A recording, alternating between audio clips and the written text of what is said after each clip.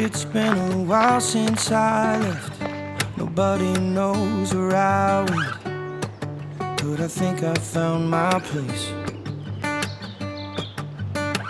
Don't worry, I'm doing just fine out in... Hey everyone, and welcome to Rope for a Cue. My name's Ad. For those of you who are new here, since May 2022 I decided to start playing snooker after basically a 20-year or so hiatus of not playing, and even before that I was just a social player, and I decided to try and take it a bit more seriously and try and become a pretty good amateur snooker player. For those of you who are regulars here, welcome back and thanks for sticking with me. So recently I posted a couple of videos after a pretty long hiatus in posting content, about 3 or 4 months, where I said I would explain to you where I've been and what I've been up to and the reason behind not posting content. Well, this is that video. I'm out for a walk in my local nature reserve. This is literally just outside my front door, and I'm going to tell you what I've been up to. I'm going to call this video a chalk and talk. Coast from Cuba to Mexico. It don't matter if I'm lost, because I know when I'm with you I'm home. When I'm with you I'm home. So this video is going to cover my experiences over the last couple of months, both related to snooker and some personal stuff that I've had been going on, but it should hopefully explain why I've not been posting content, and also why I've been seriously giving thought to not playing snooker anymore. Well, there's been a few reasons why I haven't been posting content or actually playing snooker. I mean, the reason why I haven't been posting content is because I haven't really been playing snooker that much. I have been playing a bit, but the reasons are twofold, one of which is snooker related and one of which is personal related. But let's start with the snooker related thing. Before we do that, I want to sort of catch you up with my league team. So as you know, I started a Shrewsbury Town League team last season, and I was really looking forward to the season, and actually as a team we did really well. You know, it was our first season, started in Division 2, there are only 2 divisions, and we ended up getting promoted. You know, we didn't win Division 2, we were looking like we could win Division 2, but unfortunately one of the teams pulled out of the league, and it was a team that we'd beaten quite heavily. So we had points docked from us. You know, our competitors had points docked as well, but we lost 5 points, but our main competitors only lost 4 and 3 respectively. So, you know, we had a bit of a setback. But anyway, we did win promotion, which was a pretty good achievement for us. But from a personal point of view, I really struggled with the league team. It is only 1 frame of 4, and I was typically playing last, and I was struggling. I think I only won 3 or 4. I think I technically won 4 frames, but one of those was against the team that pulled out, so that result was removed. So I basically only won 3 frames. I did end up benching myself for a couple of games because, you know, I would have done the same to any of the other players who were having such a bad run as I was. I was unlucky in a couple of frames,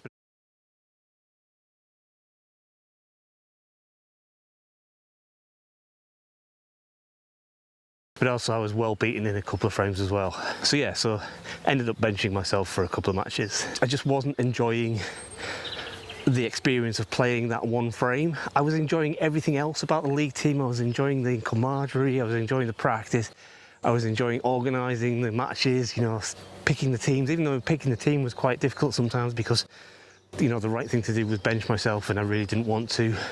But it's difficult to bench other players who are winning. But I didn't enjoy the frame. I was really struggling with nerves, and I was struggling with the pressure of letting the team down.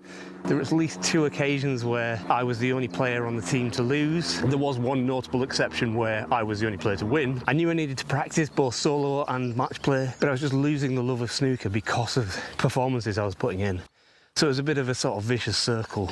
There's also the GA Snooker Winter League, which started in February, I think it was. We got a really good take-up of players for the Winter League. I think we were up to 17 players, almost to the point where we started thinking about whether we needed 2 divisions.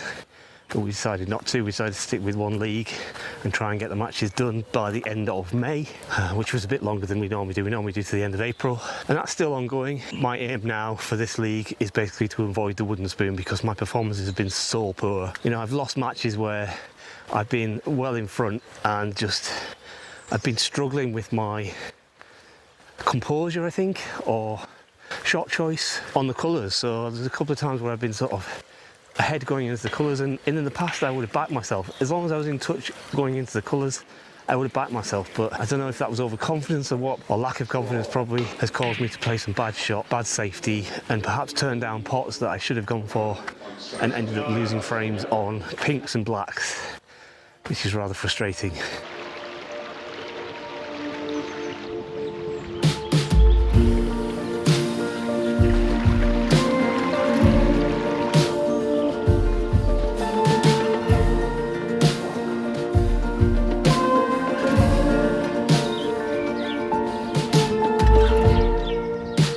Wiser man would tell you how to settle down when you're stranded in the clouds. A fool would never know. So my goal with the Winter GA Snooker League has become to avoid the wooden spoon, because I've had far too many defeats. A couple of those have been 3-0 defeats as well. I've picked up a very few frames. I've only won one match, well technically two, but the player who I beat 3-0 pulled out of the league, so I got that result taken off me. So yeah, that was a bit of a kick in the teeth as well. I keep thinking players I'm playing, their handicaps are wrong, but actually the common denominator is me.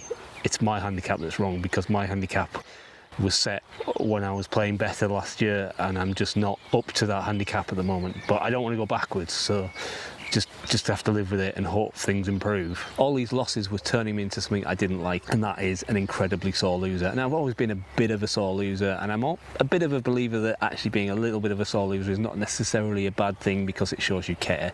But I was becoming a real sore loser, and somebody I did not like when I played snooker. I was losing composure very early in frames, and afterwards I basically wanted to snap my cue and stop playing snooker. And that's basically where I was for a long time. I was questioning whether I even wanted to play snooker anymore. And also, because I was playing so badly, content for the channel was becoming hard to find, because I really wanted to show you guys progress, but there was no progress. And in fact, I was going backwards, and you know I know I wouldn't want to watch that, so why would anybody else want to watch? So I've basically had a bit of a love-hate relationship with snooker, probably as far back as when the Town League started, some sort of 7-8 months ago now, sort of September last year.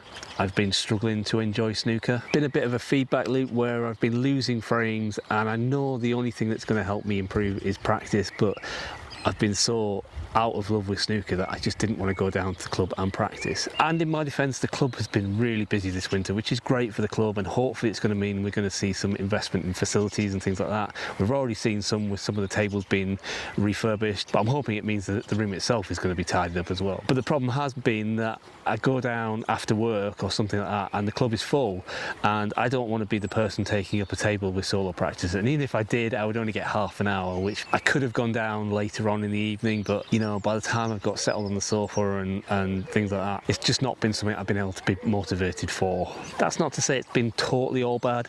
There's been one notable GA snooker match where I actually came really close to beating my highest break. For those of you who don't know, my highest break in a match is 37. It's been 37 for about 18 months. I missed a pretty easy brown. Okay, it was with the rest, but if I'd have got that, I would have got 40 break, and that would have beat my highest, and maybe I could have gone on to get more. But I missed it. I knew that I was on 36 and the pressure was there, and I missed it. I don't know when I'm going to get to 30 again, but hopefully it will be soon. I don't want it to be another 18 months before I have another chance to get that highest break again.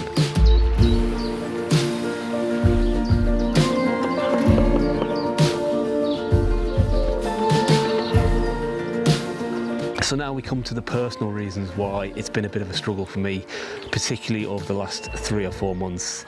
Now, I've posted a little bit about this in the community section of the channel, but for those of you who didn't see that, unfortunately my wife was taken really ill over the Christmas period, well, just after the Christmas period. What we thought was a little bit of heartburn after a fairly large festive family meal on a couple of days after Christmas turned out to be something a bit more serious. I won't go into the details of exactly what the issues were, but that evening she was taken to hospital and she didn't come out for almost 3 weeks, including over the New Year period. And actually New Year's Day 2025 was probably one of the worst days I've ever had, where we spoke to her very honest, no-nonsense doctor who told us that what she had was very serious and not necessarily going to be a good outcome, and we should. Thankfully, that wasn't the case, but it was very scary to hear those words. In fairness, she did actually recover quite rapidly. It would have been a lot quicker, but she managed to pick up a hospital bug while she was there. In her already weakened state, it took her over a week to get over that. I actually caught a bug as well while I was just visiting, and it took me a couple of days to get over, but for her it was much longer, and they wouldn't let her go home until it was cleared. Otherwise she probably would have been home 3, maybe 4 days earlier than she was. She did in the end need surgery, which she has had, which hopefully means we've seen the back of this problem. But it's going to be a while before the slightest bit of pain, the slightest bit of ill feeling from her is going to not be as scary as hell. But hopefully, you know, it's not going to be a reoccurrence, but we can't guarantee it because they did surgery in the hope that would preventative, but without really knowing what caused it. It is just a bit of a stab in the dark, but hopefully we've seen the worst of it over. She's still recovering, but we're hopeful that she's a long way down the road to a full recovery. She's back at work, she's back doing most of the things that she normally did. But for that period, certainly while she was in hospital, and so the first few weeks while she was out of hospital, I had absolutely no desire to play snooker. I think I went to the club once, which was for a league match where the team were going to struggle to get 4 players out, and we would have lost that frame anyway. So I played. Needless to say, I didn't practice, I was awful. I stormed out. It was not my finest hour. And even after she came out of hospital and things were starting to look better, there was a long time where she couldn't really do anything. So me and my wife, we both work full time. Things around the house, we don't have particular jobs or anything like that. We work as a team.